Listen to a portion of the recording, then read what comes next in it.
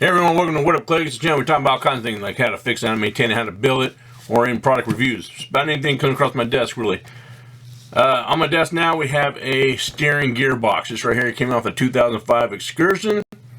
I believe it also the same gearbox that goes on the 2005 F250 and 350. Like I said, I do know for sure that it goes on an 05 Excursion. Now, I have this gearbox here that's from MasterPro. Now what happened was, how I ended up with this is I was going on vacation. Last minute decision to go on vacation. My factory steering box had a lot of play in it. Turned the steering wheel back and forth. The tires wouldn't move. Going down the road, car drifts side to side because there's too much play in the steering.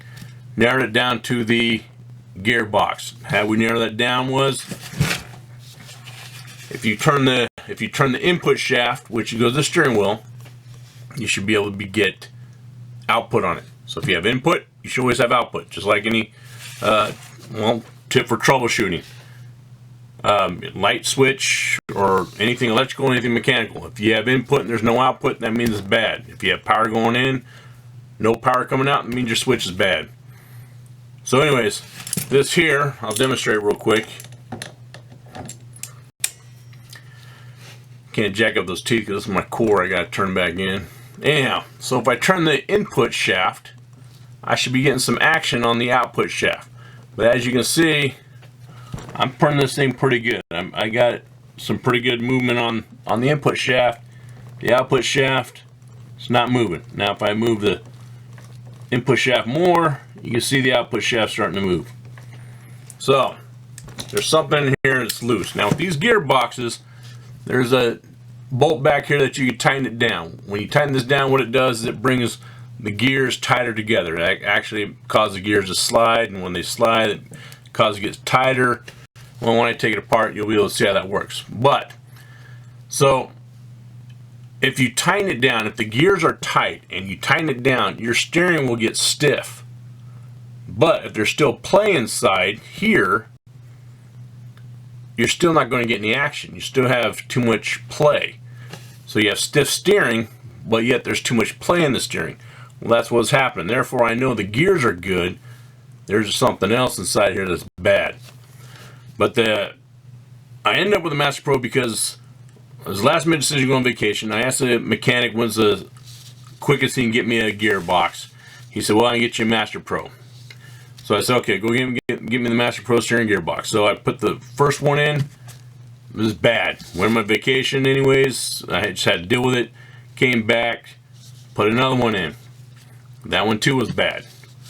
So 2 boxes bad. So then I went ahead and put a third one in. That box was bad. So I said, okay, these things are rebuilt. Obviously they're using crappy parts to rebuild them. So I went ahead and I said, let's go ahead and see if we can get a refund on the gearbox, and then I'll take that and get a better gearbox. Well, MasterPro, alright, whoever it was behind it would not refund me the money for the gearbox, the steering box. So I tried to get a hold of MasterPro, looked all over the internet, couldn't find any contact information for them. I contacted O'Reilly, see if they can give me contact info for MasterPro, and they would not give me the info. And after pulling all my hair out and teeth and everything else, got so frustrated, I went ahead and just cut my losses and went out and bought a brand new box. Went out and bought myself Redhead. Worked great, excellent, beautiful, really tight. So what I want to do with this one here now is I want to take this apart, find out what inside is loose. And to give you an idea about the quality of MasterPro, I loosened the bolts on the on this back plate right here, and there's 4 bolts here. This one here does not even have a split washer on. There's no washer on it whatsoever. All the other ones do.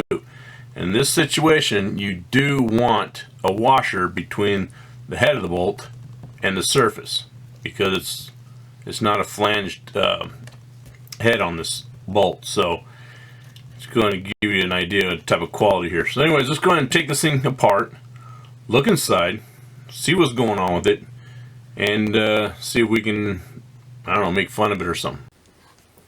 Okay, now we got this bad boy taken apart. We got it taken apart into 3 main pieces. So this right here, this end over here, this right here was the input shaft. This is the shaft that connects to your steering wheel, the steering stem, that goes inside the box. This right here is the box, this is the casing. This over here is the output shaft. This is the side over here that goes to the pitman arm, which then connects to the drag link, and so on. This side over here, this is the adjustment screw. When you adjust this, it causes this to go up and down. Now you're probably asking, how the heck does that tighten up the gearing if you're just having this gear go up and down? Well, I'll get into that in a second. But first we'll go over real quick with the casing. I won't get into the in-depth details on how this thing works. It's pretty interesting. There's a few videos out there that look pretty good. I'll see if I can link one at the end that show the animated part, and also one they do a cut open and how these things work, how the ball bearings, screw works and stuff like that. It's pretty interesting. Again, this video is right here. I'm just going over things that could cause the steering to be sloppy.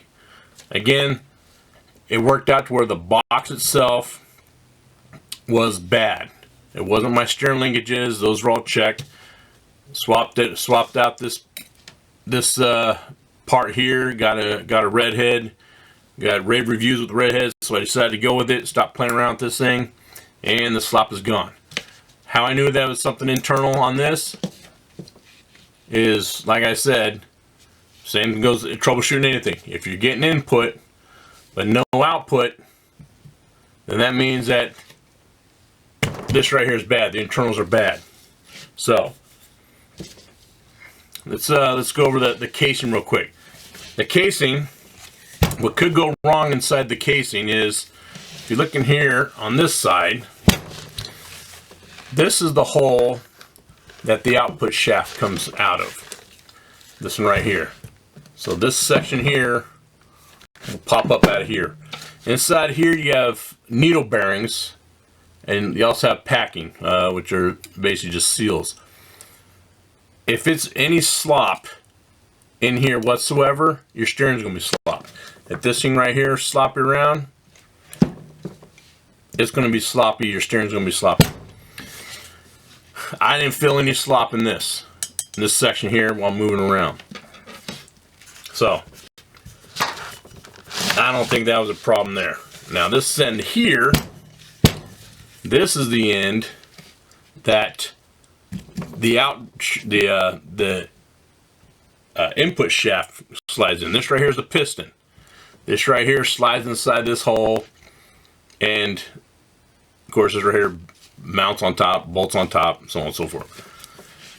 Filling this right here, there's no slop in it whatsoever. Matter of fact, when I'm trying to pull it apart, it's really hard to pull apart, which meant that the seals are very tight. Here's the seals here, and everything else was tight. So this is the casing. I'm going to put this away. This here, we'll start talking with the pinion. This is called the pinion gear. This section here. This is the output shaft. Pinion gears connect to the output shaft. Again, there's no slop. The seal here was good. Even when I loosened the bolts up, I tried to wiggle it around. Nothing was wiggling around. This end, nothing wiggling around. Nothing at all.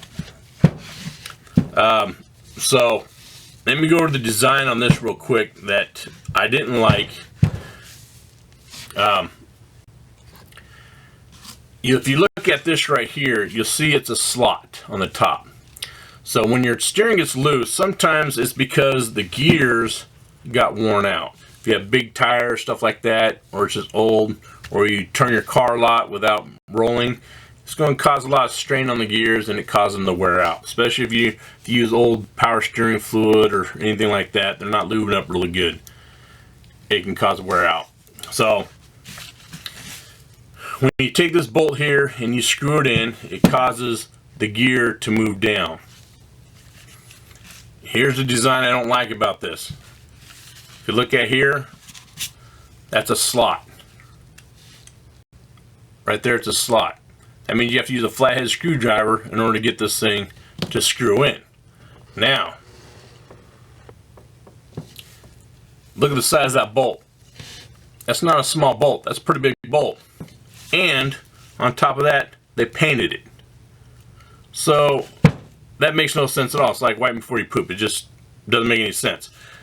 How are you going to, with a flathead screwdriver, you're going to turn that bad boy in while it's painted? Yeah, you're going to jack up a screwdriver real quick. Or you have to take it out, get a metal plate or something there, and put, anyways, it's hard. It's not easy. All the other types of boxes, they'll have either a hex head, torque head, or something like that. That goes in and you apply a lot of pressure to it. Not a very good design right there. Now, how does it tighten down? If you move the gear down, how's that going to make the gearing mesh tighter? Well, I'll show you. So, this right here is the rack. These are the rack gears. Why do they call it a rack? Because it's flat and it just goes back and forth. It does not turn. This is called a pinion because it turns. That's why it's the pinion. It's designed to turn. Now, when you tighten this down, it'll slide down these teeth, down through here. There's no difference in width between these teeth here. There's nothing. They're all the same.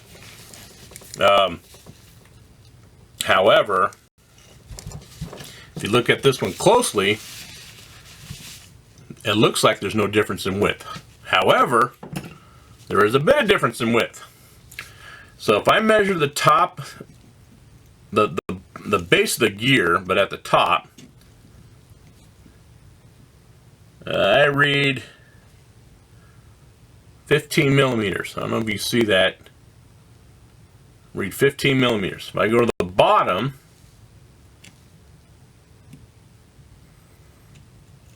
I read 13.15. So there is almost 2 millimeters difference between the thickness up here, versus the thickness down here. Now if I do a total width of the whole thing at the top, so if I do a width of the gears at the top of the gears, I have 48.6. He's moving around on me. 48.73.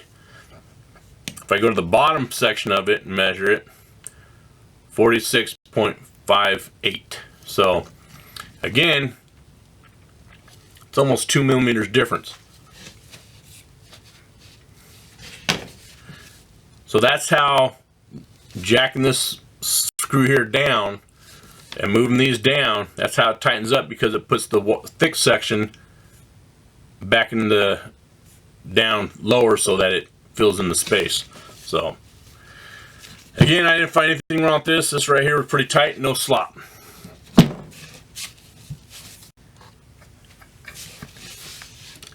Here we have the, a lot of names for this, input shaft, piston, the rack. So if you look at this here, let me screw this out. So if you notice, if you turn the screw, this right here will come in and out. Now I'll demonstrate that for you. So take a pair of pliers, put on the input shaft and turn the input shaft. I don't want to mess it up too much because this is my core. I have to return it because MasterPro won't reimburse me for it. They'll just keep swapping it out. So if you look at the piston, while I turn the shaft, you see the piston move? See it moving in and out. That's why they call it piston, because it moves in and out. It's like a piston on a car. So it moves right here on the bearing screw. The reason why they call it bearing screw is there's ball bearings in here that attach to the bearing screw. Again, you watch that animated video that talks about it. It's very interesting in how it works. Now, the shaft here on this side, I wiggled this. Nothing. There's nothing wiggling there. If I wiggle that right there, nothing. See if I wiggle this, see if I get any play in this. Oh. You guys hear that knocking noise? Getting a lot of play inside of here.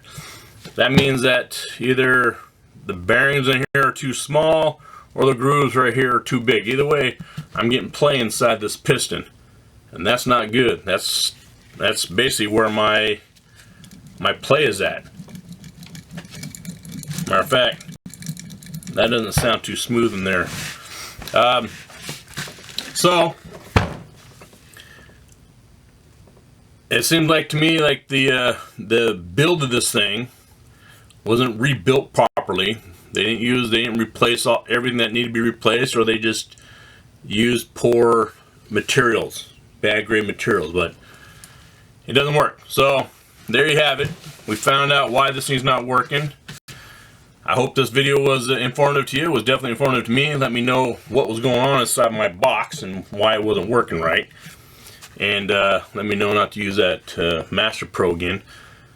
But I hope again, I hope this is very informative for you. If you like my videos, please subscribe. If you don't like my videos, subscribe anyway, just so you can make fun of me. Alright guys, we'll talk to you later.